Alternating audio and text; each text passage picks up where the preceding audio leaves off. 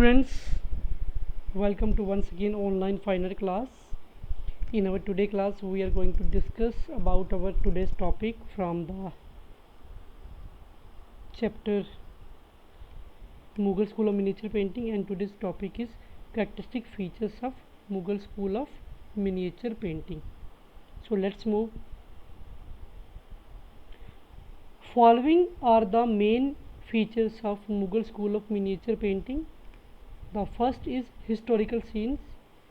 During Akbar's rule, maximum number of historical scenes were painted. For example, illustration of the manuscript related to historical scene, namely Qissa Amir Hamza. Mostly historical scenes were painted during Mughal school. अब बात करता है कि पहला जो features है वो है हिस्टोरिकल सीन, ऐतिहासिक सीन. तो कहा जाता है कि अकबर के रूल के टाइम में सबसे ज़्यादा हिस्टोरिकल सीन्स पेंट किए गए हैं. फॉर इलस्ट्रेशन मैंने आपको पहले बताया था. इलस्ट्रेशन होता है पिक्चर्स के थ्रू जब आपको पूरी स्टोरी बताई जाए. मैन्युस्क्रिप्ट होगी हाथ से लिखी हुई, ठीक है. Illustration of the manuscript related to the historical scenes, ठीक है. किस्सा अमीर हमज़ा लिखी गई थी ये. और कहा जाता है कि सबसे ज़्यादा हिस्टोरिकल सीन्स जो थे वो मुग़ल पेंटिंग के टाइम पे ही हुए हैं. Linear beauty means beauty of lines, line की खूबसूरती. When we look at the portrait of Mughal style we become familiar with the importance of beautiful thin and thick fine lines. The lines are so fine that even the minute details are clearly visible. अब बात की जाए lines की, तो lines की जो खूबसूरती क्या थी कि मुग़ल स्कूल में जो मुग़ल स्टाइल में जो पोर्ट्रेट थे, जब उनको देखा जाए तो हम ये मान सकते हैं कि लाइंस को कितनी इम्पोर्टेंस दी गई थी. लाइंस बड़ी ब्यूटीफुल थी, पतली थी और कभी कभी मोटी भी थी. फाइन लाइंस होती थी, ठीक है. और कहा गया है कि लाइंस को देख के ही लगता है कि पेंटिंग्स में मतलब डिटेल जो है बड़ी बारीकी से दी गई है. Border decoration. Another characteristic features of Mughal school of miniature painting is border decoration. All the Mughal paintings are decorated with borders which are ornamented. In some paintings the border dominate the painting. Border decoration की बात की जाए तो Mughal school of miniature painting में border decoration बड़ा popular एक point of view था. जितनी भी मुग़ल स्कूल की पेंटिंग है उन सब को डेकोरेट करने में बॉर्डर का ही रोल था, जिनको सजाया काफ़ी गया था. कुछ पेंटिंगें तो ऐसी हैं जिनमें बॉर्डर डेकोरेशन इतनी बढ़िया तरीके से हुआ है कि वो पेंटिंग को भी डोमिनेट कर रहा है. मींस पेंटिंग को देखा जाए तो सबसे अच्छा हमें पेंटिंग के मुकाबले बॉर्डर लग रहा है. तो border decoration is one of the key features और characteristic feature of Mughal school. Profile face. Students, profile face means side face. Profile faces is the main feature of Mughal style. Whether the figures are frontal or inside pose, the faces are always in profile. अब कहा जाता है कि profile face, side face Mughal school की खासियत रही है, ठीक है. मेन फीचर रही है मुग़ल स्टाइल की.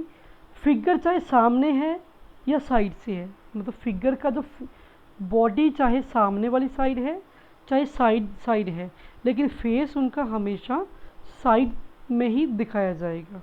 तो ये खास पॉइंट था. Religious themes.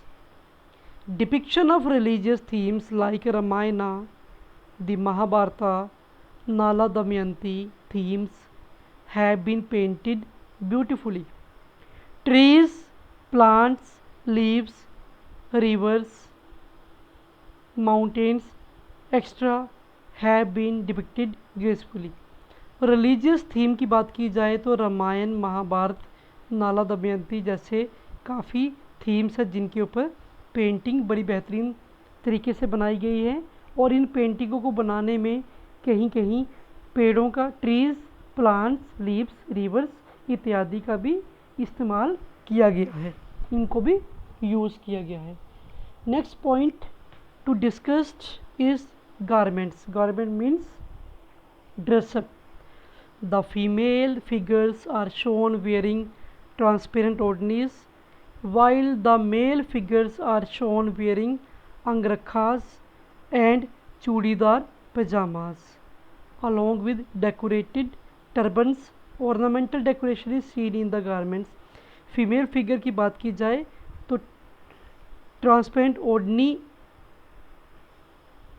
में दिखाई गई है, जबकि मेल फिगर जो हैं उनको अंगरखा और चूड़ीदार पजामा और साथ में सिर के ऊपर टर्बन दिखाई गई है पहना। ये ड्रेस कोड था मेल के लिए।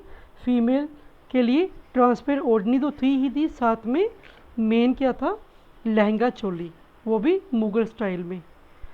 ऑर्नामेंटल डेकोरेशन की बात की जाए तो जो इनके कपड़े थे, कपड़ों पे भी काफ़ी अच्छी सजावट की गई थी, मीन्स बारीक काम पेंटिंग में दिखाया गया है।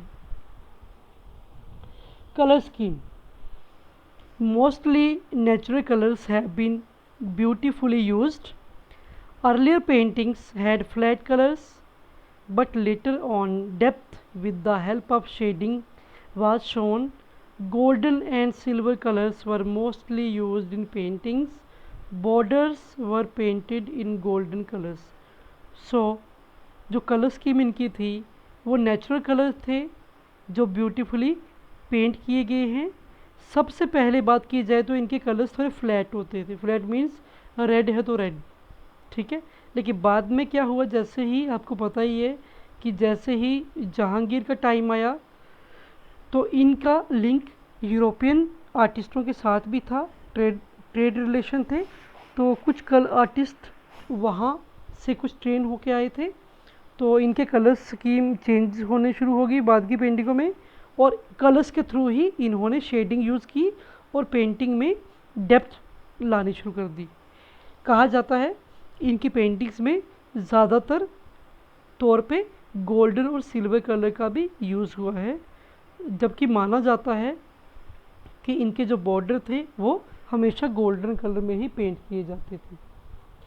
Calligraphy means the art of writing. Calligraphy was done in black colour in most of the paintings. Artist wrote their names beautifully on the painting also. So calligraphy जो थी वो ब्लैक कलर में हमेशा होती थी पेंटिंग के बीच में, painting में।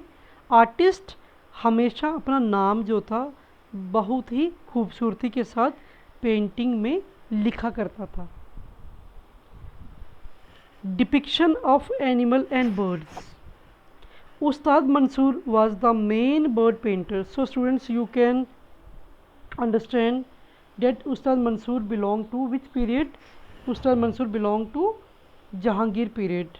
Jahangir liked to paint the different types of birds and animals, and one of the famous painting included in your course of study known as Falcon on a Bird Rest is painted by Ustad Mansoor. Animal and birds were depicted beautifully in Mughal painting. Camel fight, elephant fights, etc. were depicted beautifully. Other paintings like paintings of animal like goat, horses, tigers, lions, etc. were also depicted gracefully. So इस तरह से अलग अलग तरह के animal, जानवर और पक्षियों का पेंटिंग मुग़ल पेंटिंगों में यूज़ हुआ है। So students, this is our today's topic. In our next class we will discuss our next topics. So thanks and have a nice day.